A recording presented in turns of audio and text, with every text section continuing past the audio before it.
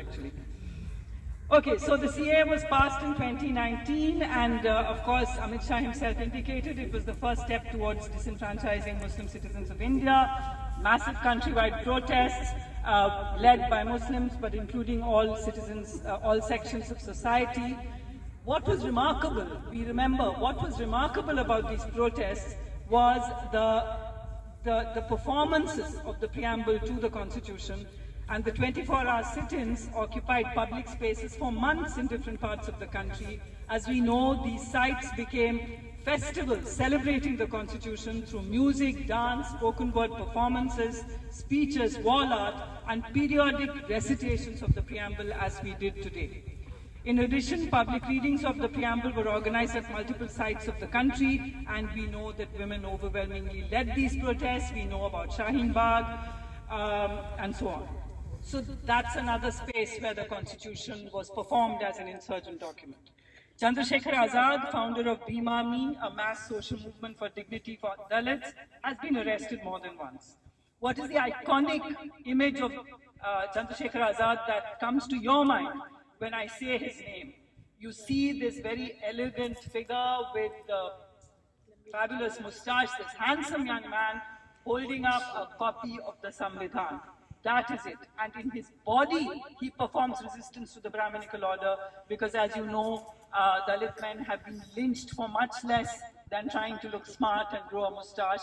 So his body is a slap in the face of Brahmanism, and he holds up the Constitution. This is what the Constitution does.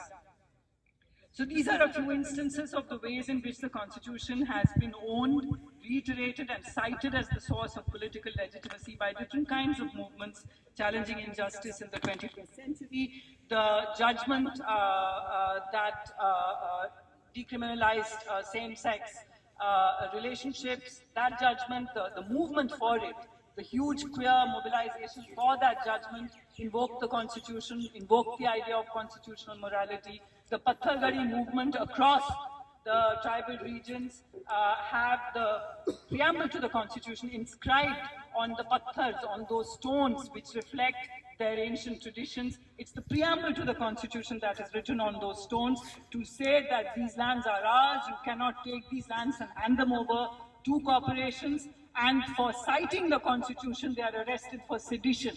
This is the tragic and horrific irony of what Hindu Rashtra is about. Now the question is, can a constitution be insurgent? I'm suggesting that there is such a thing as insurgent constitutionalism. Now insurgency implies rising up against established authority, not necessarily with arms. To be insurgent is to resist an established order. So how can a constitution be insurgent? After all, the Constitution establishes an order. So yes, the Constitution in general is a set of principles that legitimizes a new order, but it would be a mistake to read the Indian Constitution as expressing a singular will and a singular order. And I say this coming from a generation which has been extremely critical of the Constitution. We have read and taught and written about how problematic the Constitution has been. It has been called a communal constitution. We've all had a very long history of being critical of it. But what I have learned over the decades of scholarship, teaching, activism, etc., is that while theory doesn't just happen, theorizing arises out of the luxury of this kind of space. I wouldn't say that anything everybody says is theory, but theory is dead if it does not draw upon live social movements. And the rethinking of the Constitution has come about because of the way in which the Constitution has been just picked up by social movements and by these very radical militant movements throughout, especially the 21st century. Now, so there was an earlier phase in which I was critical of the idea of constitutionalism, but what we now see is, so there are different ways in which constitutionalism and the Constitution has been criticized. I won't go into it. We've talked about the Constitution as maybe a bourgeois constitution. We've talked about the Constitution as a casteist constitution, etc. But what we see in contemporary India, keeping all these criticisms in mind, What we see in contemporary India is that the constitution no longer lives that singular life that liberal constitution laid out for it. It has been taken away from that very safe space by many sections of the population. It has become a call to radical transformation.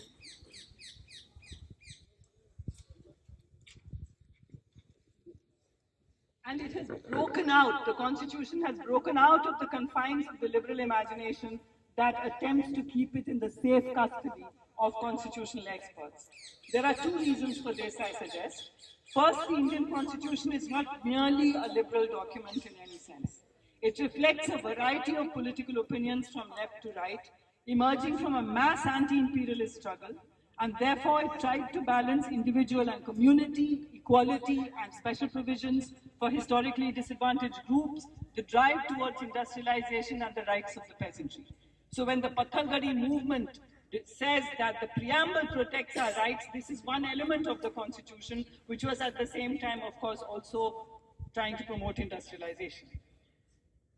So the mid-20th century moment is very different in time and space. That moment when the constitutions of the global south emerged, but the Indian constitution too emerged, that mid-20th century moment is very different in time and space from that which produced the constitutions of the West, which in a sense, those constitutions of the West marked a closure of and an end to political ferment. They came at the end of revolutions and they established a particular order.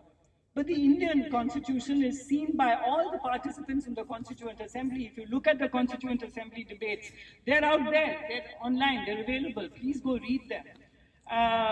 It's actually fun because they are the way in which every member speaks. It comes out of knowledge, it comes out of politics, it comes out of deep concern, whether you agree with them or not, that we're doing something here. We're doing something meaningful here. So when you look at that Indian constitution and you look at the debates, you find that the Indian constitution, isn't this fine? Can't you hear me? Thank you. I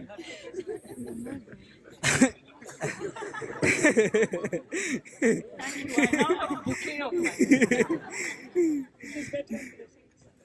Is this better? No? That one was better. Only that is the key. This was fine. Hello.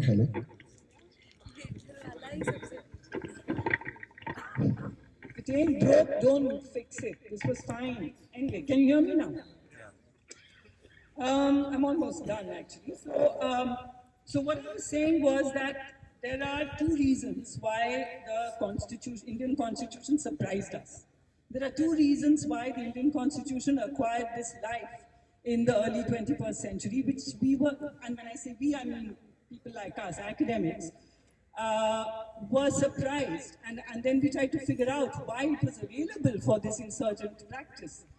So the first reason, as I said, is that the mid-20th century moment is very different in time and space from that which produced the constitutions of the West, which in a sense marked the closure of and an end to political ferment.